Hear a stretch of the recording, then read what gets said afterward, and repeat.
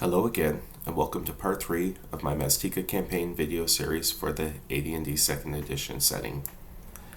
In my last video, I covered who the players are in my group and some of the events that happen in the Fires of Zatal module that I am running for my AD&D 2nd edition Maztica campaign. The overall goal of the party was to acquire the cloak of the One Plume from Mount Zatal, which they did.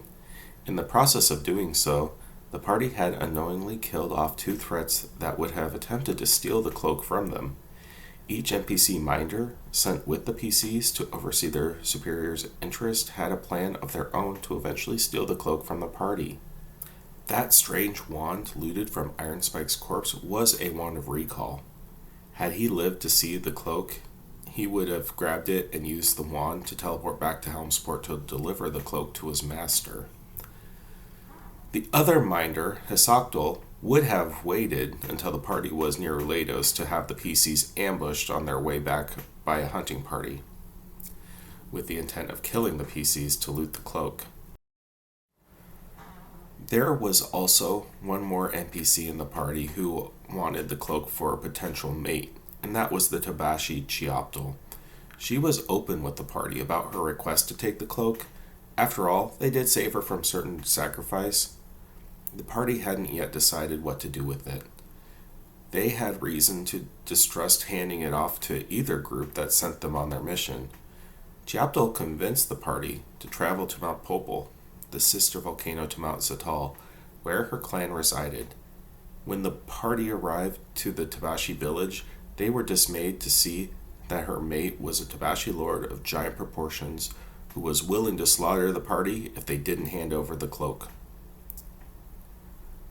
Through quick thinking, the party threatened to destroy the cloak, which halted any immediate fight, and left the village without being tracked by the Tabashis. Afterwards, they made their way to a small outpost village on the Maztica outskirts that is currently under control of the Viper Hand orcs, but also has a sizable human population, including a few adventurers. The party needed some direction on what to do next, so I gave them the opportunity to find another adventuring mage from Faerun who would be willing to identify some of their magical items for a fee. In doing so, the PCs learned the true nature of the wand they looted from Ironspike and how it would cut their travel time by many days on their way back to Ulados.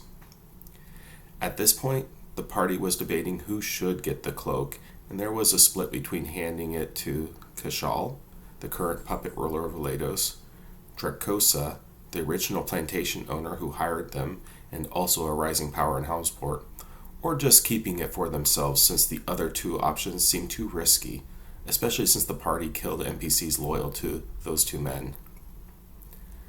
The party decided to put it to a vote, and the votes to keep the cloak won out, and the party agreed to share the cloak between each other. With the snap of the wand of recall, the party was teleported to the Church of Helm in Helmsport. They were greeted by another NPC named Mirandos, which I had plans for after this module completed. Mirandos alerted Bishu Devane, the High Priest of Helm, of the party's arrival, who in turn requested the PC sit tight while he let Dracosa know the party had returned. At this point, the party decided to sneak out of Helmsport after Devane had left the temple. They headed to Ulados, the sister city of Helmsport, and kept a low profile there. With the conclusion of the Fires of Zatal, I decided to award the party a sizable experience award to hopefully get most of the party another experience level. In the next session, I have plans to run the next module in the Maztica series, called Endless Armies. This will take the party southward into the lands of Farpayat. After running this module, I liked it for the most part. I liked how the PCs were given a variety of encounters in various locations, so that helps the party understand the situation of Maztica.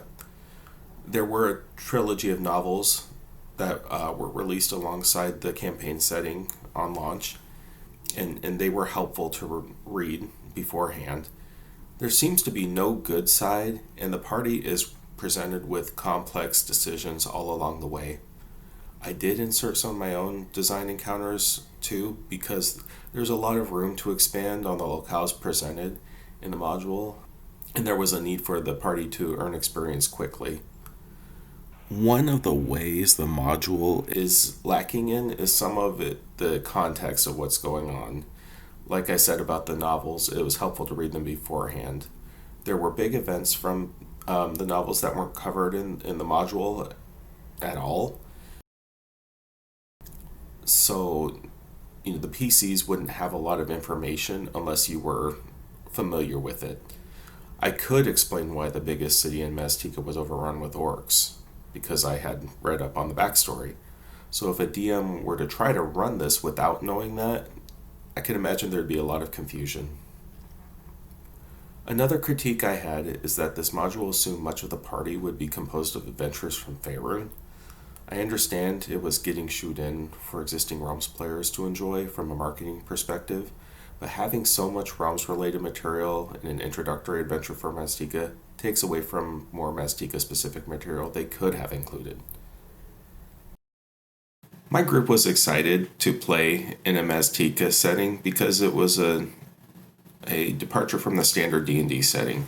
So when I noticed that a wizard scroll was located in the treasure loot of the Tulala Quadrille that the party fought near the end, I thought that was that is another example of a missed opportunity, and is also lazy design, from the part of their writer when they could have done something more specific to the campaign. And there was a few instances of things like this in the module, but it didn't really ruin it, for the most part. So I'll be signing off for this section of the campaign review, and I wish you all success in your next campaign session. I want my D